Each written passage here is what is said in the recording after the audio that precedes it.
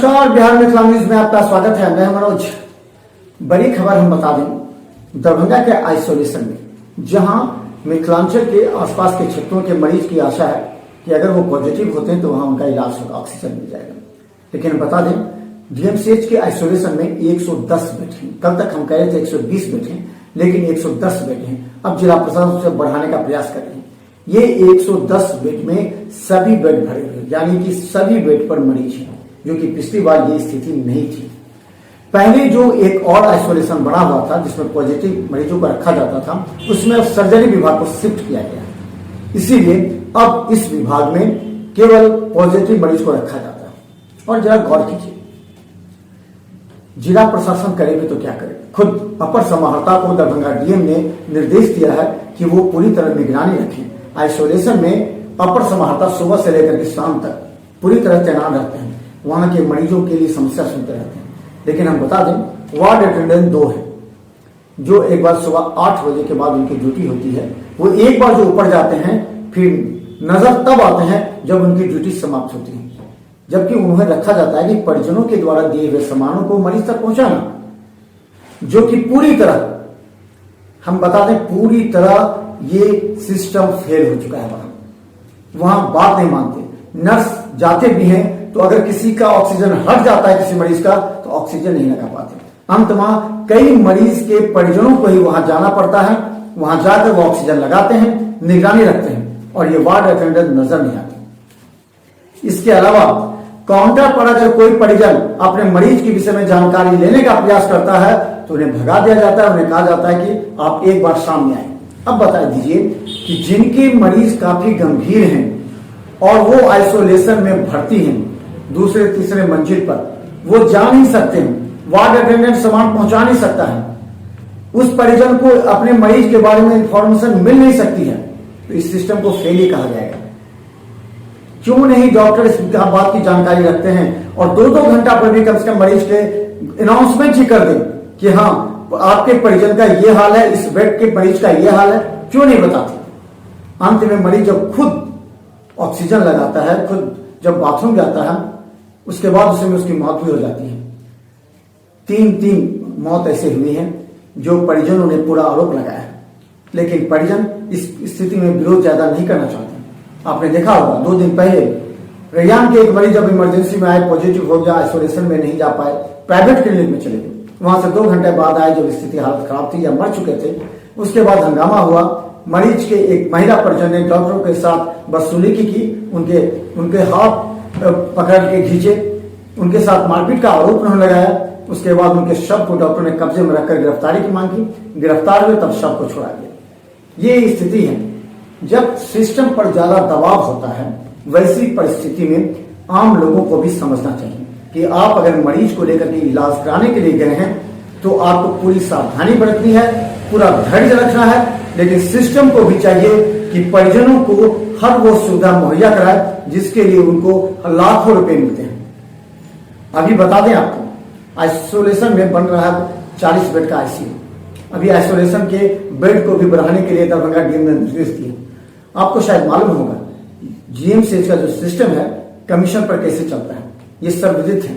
जहां अटेंडेंस कटने पर 800 से 1000 रुपए देने पड़ते हैं, वैसी परिस्थिति में बिना कमीशन का वहां कोई सामान नहीं लगता। सामान लग रहा है, केवल कार्य हो रहा है, लेकिन मरीजों को जो सुविधा मिलनी चाहिए, मरीजों को जो इन्फॉर्मेशन मिलनी चाहिए, वो नहीं हो रहा है। ये वार्ड अटेंडेंट कहां रहते हैं, जरा पूछने की भी जरूरत है डीएमसीएच अधीक्षक को। डीएमसीएच अधीक्षक खुद परेशान है। जब भी उनसे बात कीजिए वो कहते हैं कि हमसे कुछ नहीं होगा, हम खुद परेशान हैं। जब आप परेशान होंगे तो वो हजारों मरीज का भविष्य का क्या होगा जो आप पर भरोसा करके रहते हैं। पहले भी स्थिति थी। पहले डीएमसीएच के अधीक्षक डॉक्टर आर प्रसाद थे, जिन्होंने जान जोखिम में डालकर विकास किया। हालांकि अंत समय में वो कोरोना पॉजिटिव हो गए। उसके बाद वो घर पर बैठे, इसके बाद बदल करके आपके कंधों पर जिम्मेवारी दी गई। लेकिन आप कहते हैं कि हम बहुत नर्वस हैं, हम बहुत परेशान हैं। क्या ऐसे सिस्टम चलेगा? आपके कंधों पर जिम्मेवारी है मरीजों की मौत की, आपके कंधों पर जिम्मेवारी है इलाज की। इस बात का जवाब देना ही पड़ेगा। अगर वहां कोई भी लापरवाही होती है तो जवाबदेह आप होंगे। अधीक्षक शहर डॉक्टर मणिभूषण शर्मा फोन नहीं उठाते हैं आप, या आपको फोन किया जाता है तो आप बताते हैं हम बहुत परेशान हैं। हम किसी बात की जानकारी नहीं दे पाएंगे, तो कौन देगा मीडिया को जानकारी और परिजन को जानकारी? जरा खोल करके बताइए। आज हम ये आक्रोशित होकर कहना चाह रहे हैं क्योंकि हमने लाशें देखी हैं डीएमसीएच आइसोलेशन में, हमने डीएमसीएच में उस परिजनों का हाल सुना है। देखिए किस तरह वहां डॉक्टर लापरवाह हैं, किस तरह नर्स लापरवाह हैं, किस तरह वार्ड लापरवाह हैं, और मीडिया को जाने से रोका जाता है। हम तमाम जो डॉक्टर्स उनसे भी कहना चाह रहे हैं कि आपके कंधों पर एक जिम्मेवारी है, आपको भगवान का दूसरा रूप कहा जाता है। हम जानते हैं अभी के समय काफी जान जोखिम भरा काम है, लेकिन ये आप नहीं करेंगे तो कौन करेगा? इस समय आप नहीं बचाएंगे तो कौन बचाएगा? आपको कहा जाता है ये हेल्थ वर्कर, आपको कहा जाता है कोरोना वॉरियर। जब आप कोरोना वॉरियर की भूमिका निभाएंगे नहीं, जब आप मरीजों को वहां सही समय पर ऑक्सीजन नहीं लगाएंगे, वहां मरीजों को इंजेक्शन नहीं पड़ेगा, दवा नहीं पड़ेगी, तो कौन करेगा? कभी कभी ऐसा होता है, हमने देखा है कि ट्रॉली मैन भी जाकर के काम करते हैं, मदद करते हैं। ये स्थिति है दरभंगा डीएमसीएच आइसोलेशन की। दूसरी तरफ बता दें, जितने भी 16 जो डीएमसीएच से संबंध है, डीएम ने 16 नर्सिंग होमों के कंधों पर जिम्मेवारी दी है कि आप जितने भी मरीज कोरोना मरीज आते हैं उनकी भर्ती कीजिए, उनके लिए 50% बेड रखिए। अब हम आपको बताते हैं वहां का भी हाल, जरा सुन लीजिए। अगर कोई मरीज, पहले तो यह बता दें कि 16 जो आपको दिए गए हैं निजी नर्सिंग होम को जिम्मेवारी, उसमें से 50% से अधिक ऐसे नर्सिंग होम हैं जिनके यहाँ व्यवस्था के नाम पर कुछ भी नहीं। वो साफ कहते हैं हाथ जोड़कर, हमारे यहाँ न डॉक्टर है, न हमारे सही तरीके से नर्स है, न व्यवस्था है। वो केवल ऑक्सीजन सिलेंडर रखे हैं और ऑक्सीजन सिलेंडर के रहते हुए मरीजों का इलाज होता है। और आपको बता दें 12-12 हजार रुपया लिया जाता है केवल ऑक्सीजन सिलेंडर से, वो सिलेंडर देते हैं, जबकि सारा काम परिजन और करते हैं, मरीज के साथ जो अटेंडेंट रहते हैं वो करते हैं। ये 50% से अधिक अस्पताल नर्सिंग होम का हाल है। जहां पर नर्सिंग होम है, जहां बेहतर कार्य हो रहे हैं, आरबी मेमोरियल और आईबी स्मृति, डॉक्टर शुक्ला और आईबी जो संजीव कुमार है, आरबी मेमोरियल, दोनों के सीट को डीएम ने वहां की गुणवत्ता को देखते हुए बढ़ा दिया।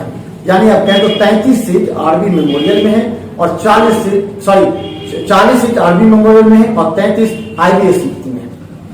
हालांकि हम बता दें, इसके अलावा बता दें, कहीं भी अगर जाएंगे तो सरकारी दर निर्धारित किया गया 18,000 रुपया वेंटिलेटर का, लेकिन 25,000 रुपया से कहीं कम नहीं लगेगा। और ये दो को छोड़ दें तो बाकी जगह सुविधा भी नहीं है। वही हम बता दें, जो प्रसाद पॉलीक्लिनिक है, डॉक्टर आला प्रसाद, उन्होंने भी अपने यहाँ बेहतर व्यवस्था कर रखी है ताकि मरीजों का वहां इलाज भी हो रहा है कोरोना मरीजों का। तो ये 2-4 छोड़ करके बाकी की हालत काफी नाजुक है। पैसे तो ये मरीजों से ले रहे हैं, लेकिन मरीजों को सुविधा नहीं मिल रही। बता दें, केवल ऑक्सीजन के नाम पर ये लोग 12,000 रुपया लेते हैं, जिनके पास कोई वेंटिलेटर नहीं है, जिनके पास कोई सुविधा नहीं है, जो डॉक्टर नहीं है, नर्स नहीं, ये स्थिति हो गई है। उसके अलावा हम बता दें, कहीं भी जाएंगे प्राइवेट क्लिनिक में तो पहले 50,000 रुपया, कोई तो 1 लाख रुपया आपको जमा करने के लिए कहेंगे और प्रत्येक दिन के हिसाब से 25,000 रुपया देंगे। जबकि दरभंगा डीएम ने 4-5 दंडाधिकारी नियुक्त किए कि वो सभी जगह निगरानी रखें। लेकिन अगर मरीजों की पूछें तो मरीज के परिजनों की, तो वो कह रहे हैं कि वो इस प्राइवेट क्लिनिक के चक्कर में बर्बाद हो रहे। हालांकि ये भी कह रहे हैं कि जान भी उनकी बच गई। हम उन तमाम लोगों को कहना चाहते हैं कि अभी भी समझिए, सोचिए, देखिए, अभी की स्थिति यह है कि अगर आप अपने आप को बचा के नहीं रखेंगे तो सरकारी हॉस्पिटल फुल हो चुके हैं, निजी क्लिनिकों में भी जगह नहीं है। जहां पर बेहतर सुविधा है वहां जगह नहीं है, और जहां बेहतर सुविधा नहीं है वहां आपसे जबरन पैसे वसूले जाएंगे और सुविधा भी नहीं मिलेगी। ऐसी परिस्थिति में अकेला डीएम क्या क्या करेंगे? कहां शव जलाने की व्यवस्था करेंगे, मरीजों को दवा की व्यवस्था करेंगे। डीएमसीएच में अधीक्षक जो पूरी तरह शांत हो चुके हैं, पूरी तरह हैंड ओवर कर चुके हैं, पूरी तरह वो अपना जो उनका कर्तव्य है वो कह रहे कि हम कर रहे हैं, लेकिन वो हाथ उठा चुके हैं। सिस्टम पर जो भरोसा है वो मरीजों का उठ रहा है। अब लोग करें तो क्या करें? एक बहुत विषम परिस्थिति से पूरा दरभंगा वासी गुजर रहे हैं। ऑक्सीजन को लेकर के दिक्कत है। ऑक्सीजन कई संस्था ऐसे हैं, अमरनाथ गामी जिनके पास 10 ऑक्सीजन सिलेंडर है, वो बार बार गुहार लगा रहे हैं लोगों से कि हमें और ऑक्सीजन सिलेंडर दीजिए ताकि मरीजों को घर तक निःशुल्क सेवा कर सकें। अमरनाथ गामी रिफिलिंग करवा करके मुफ्त में कई मरीज ऐसे जिनके घरों तक ऑक्सीजन पहुंचा रहे हैं। इसके अलावा और कोई एनजीओ तो नजर नहीं आ रहा। बाद में कहने के लिए काफी एनजीओ आ जाएंगे, बाढ़ आएगी, वहां बांटने के नाम पर एनजीओ 50,000 रुपया का बांटेंगे या 10 लाख रुपया वो कैश करवाते हैं। आज कहां है वो एनजीओ? हम तमाम जो डीडीसी हैं उनसे भी तने सुल्तान जैसे भी कहना चाहेंगे, निकालिए लिस्ट उन एनजीओ को और कहिए अभी आप समाज सेवा क्यों नहीं कर रहे हैं। एनजीओ का मतलब होता है समाज सेवा करना, कहां खो गए हैं लोग।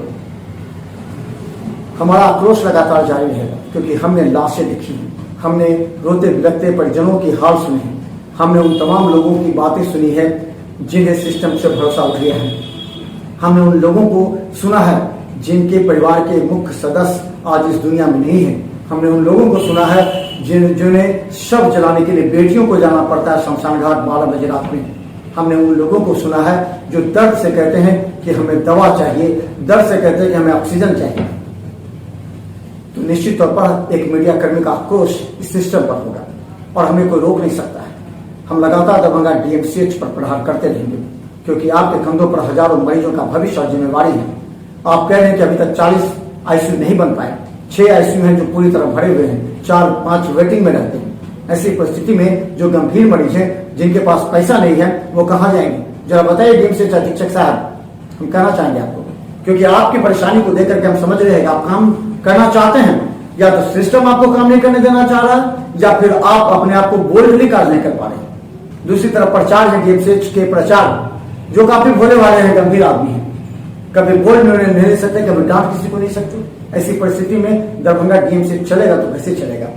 डीएमसीएच अधीक्षक लाचार, डीएमसीएच के प्रचार कम बोलने वाले गंभीर आदमी, इस दो परिस्थिति में कैसे चलेगा आपका डीएमसीएच, कैसे व्यवस्था होगी हजारों लोगों का, ये सवाल हम पूछ रहे हैं। देखिए रिपोर्ट, लेकिन हम बता दें आप रहें सावधान क्योंकि हमें आपकी चिंता है।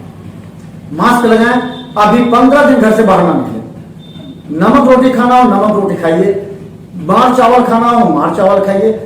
अगर एक बार आलू प्याज दे दीजिए तो आलू चोखा ही खाइए, कम खाइए, सुखी रहिए क्योंकि आपके पास शायद 50,000 से 1 लाख रुपया निजी क्लिनिक में देने के लिए होगा नहीं और डीएमसीएच में दौड़ते रह जाएंगे, मर जाएंगे, सीट नहीं मिलेगी, कभी कभी ऑक्सीजन नहीं मिलेगी। ये है हाल। तो लगातार देखते रहिए बिहार में न्यूज़। यूट्यूब में सब्सक्राइब करें, फेसबुक पेज को लाइक करें क्योंकि हम आपके लिए देंगे हर अपडेट। धन्यवाद।